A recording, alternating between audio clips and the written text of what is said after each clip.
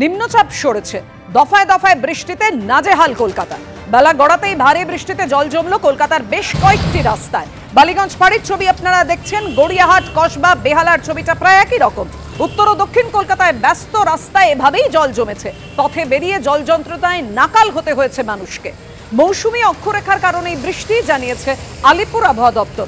আগামী সপ্তাহের মধ্যভাগে ফের নিম্নচাপের সম্ভাবনা।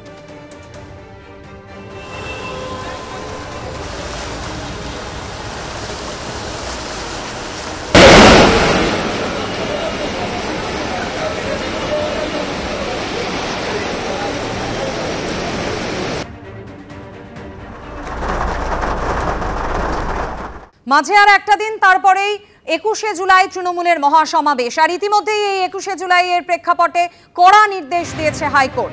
যানজট নিয়ে হাইকোর্ট প্রশ্ন তোলার পরই এবার পথে নামল পুলিশ। কলকাতার বিভিন্ন জায়গায় পরিদর্শন করলেন পুলিশ কমিশনার মনোজ বর্মা। গড়িয়ার ঢালাই ব্রিজ এবং জোকা পরিদর্শন করেন পুলিশ কমিশনার।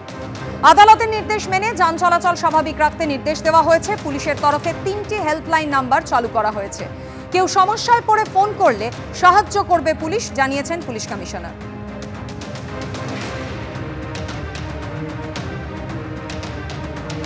মাননীয় আদালত গতকাল যে অর্ডার দিয়েছে সেটা কিভাবে ইমপ্লিমেন্ট হবে, কি পয়েন্ট আছে আর কিভাবে ওটা পালন করা হবে, কিভাবে আমরা এনশিওর করব যাতে সব কিছু স্মুথ থাকে, অ্যাট দ্য সেম টাইম মহামান্য আদালতের যে অর্ডার আছে সেটাও কমপ্লাই হয়।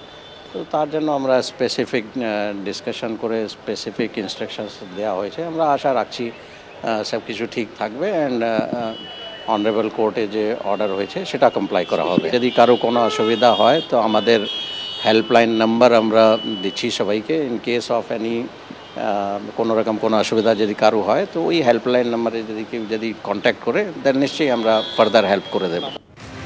আগামী 21শে জুলাই তৃণমূলের মহাসমাবেশের দিন শহর জুড়ে যানজট নিয়ে প্রথমে হাইকোর্ট কড়া প্রশ্ন তোলে এবং তারপর একাধিক নির্দেশও দেওয়া হয়েছে আদালতের পক্ষ থেকে। আর তারপরই পথে নেমেছে পুলিশ।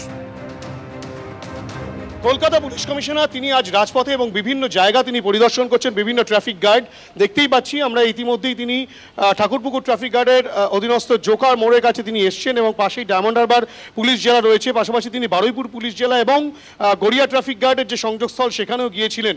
এবং সিপির কথায় যেটা স্পষ্ট, পুলিশ কমিশনার যেটা বলছেন যে 21শে জুলাইয়ে কলকাতা হাইকোর্টের যে নির্দেশ সেই নির্দেশকে মান্যতা দিয়ে কলকাতা পুলিশ সর্বতোভাবে প্রস্তুত।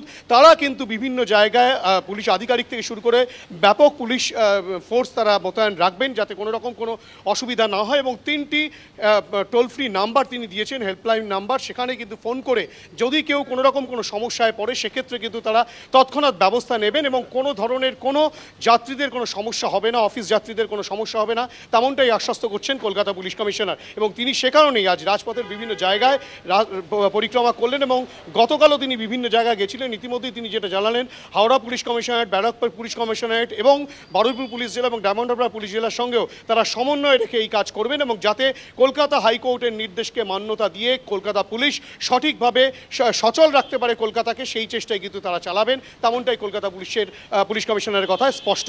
ক্যামেরায় ভগবান শাহের সঙ্গে হিন্দোল দে, এবিপি আনন্দ, কলকাতা।